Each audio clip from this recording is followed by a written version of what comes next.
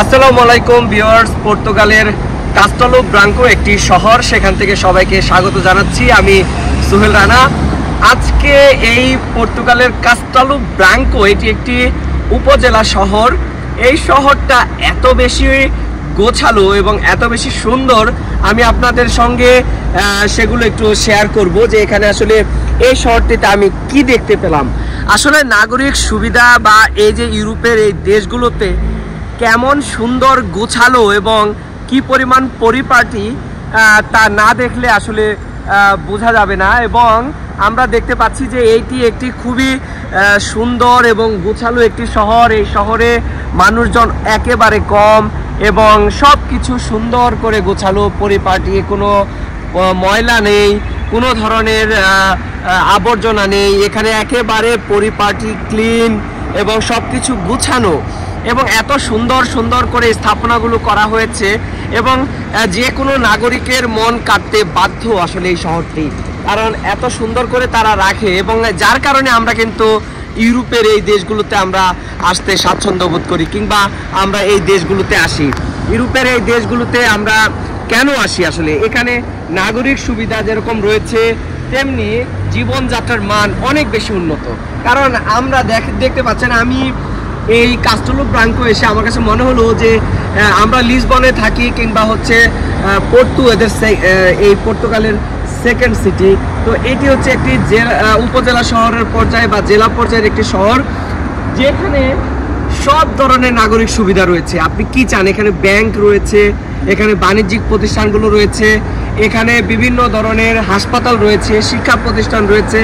এই শহরে থাকলে আপনার কাছে মনে হবে না আপনি হচ্ছে কোনো অপূর্ণতা আপনার মধ্যে বিরাজ করবে, কারণ এইখানকার নাগরিকরাও সমান ধরনের সুযোগ সুবিধা ভোগ করে।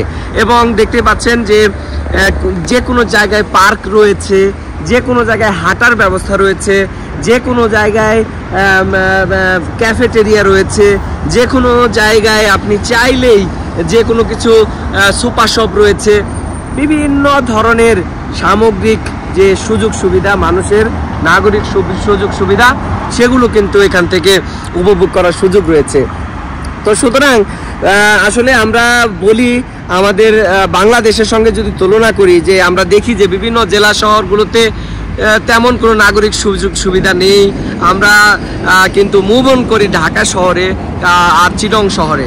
তো যার কারণে যে আমরা সবাই খুঁজি যে আমরা শহরমুখী, কিন্তু এই ইউরোপিয়ানরা কিন্তু শহরমুখী না, কারণ তারা ধরেই নিয়েছে যে তার এইখানে যে নাগরিক সুবিধা রয়েছে ঠিক শহরেও ঠিক একই রকম নাগরিক সুবিধা রয়েছে। সুতরাং আপনাকে বুঝতে হবে যে ইউরোপের দেশগুলোতে যদি আপনি আসেন, আপনি একটি শহর, জেলা শহর, উপজেলা শহর, যে কোনো শহরে আপনি নিঃসন্দেহে বসবাস করতে পারেন।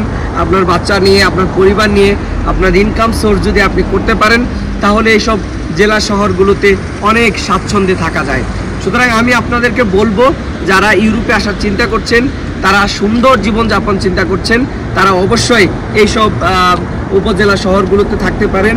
এবং এইসব শহরগুলোতে আবার একটা সুযোগ সুবিধা রয়েছে যে বাসা ভাড়ার জায়গাটা একটু কম। বাসা ভাড়া আমরা যেটা দেখবো যে লিসবন শহর, যেটি ওদের রাজধানী, সেখানে একটি 3 রুমের বাসা যদি 900 কিংবা 1100 টাকা হয়, এখানে কিন্তু সেটা 400 বা 500-র মধ্যে পাওয়া যাবে।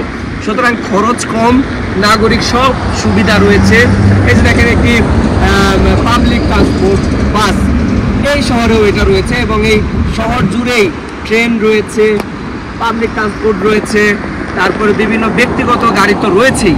তো সুতরাং সব ধরনের নাগরিক সুবিধা সাজিয়ে গুছিয়ে রাখা একটি পরিপূর্ণ শহর।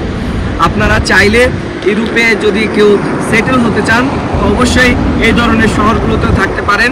আপনি আপনার জীবনটা উপভোগ করতে পারবেন, কারণ কোনো পলিউশন নেই, কোনো ধরনের নাগরিক সুযোগ সুবিধার কমতি নেই।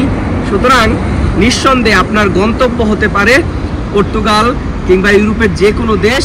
আপনার এই শহর, উপজেলা শহর আপনি চলে আসতে পারেন। বাংলাদেশের এই মুহূর্তে যে অবস্থা, এই অবস্থার মধ্যে আমি সবাইকে বলবো, যার সুযোগ রয়েছে আপনি নিঃসন্দেহে সেটেল হওয়ার জন্য ইউরোপকে বেছে নিতে পারেন কিংবা আমেরিকাকে বেছে নিতে পারেন। মোট কথা আমরা যেটা বলছি, উন্নত মানে তৃতীয় যে আমাদের মানে বলি যে আমরা যে তৃতীয় কোনো দেশে আমরা সেটেল হব বা একটা উন্নত দেশে জীবনযাপন করব, আপনি নিঃসন্দেহে এইসব দেশ বেছে নিতে পারেন।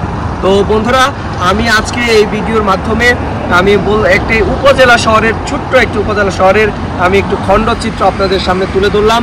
অন্য কোনো ভিডিওর মাধ্যমে আমি অন্য কোনো ইস্যু নিয়ে কথা বলবো। ততক্ষণ পর্যন্ত ভালো থাকবেন, সবার জন্য শুভকামনা।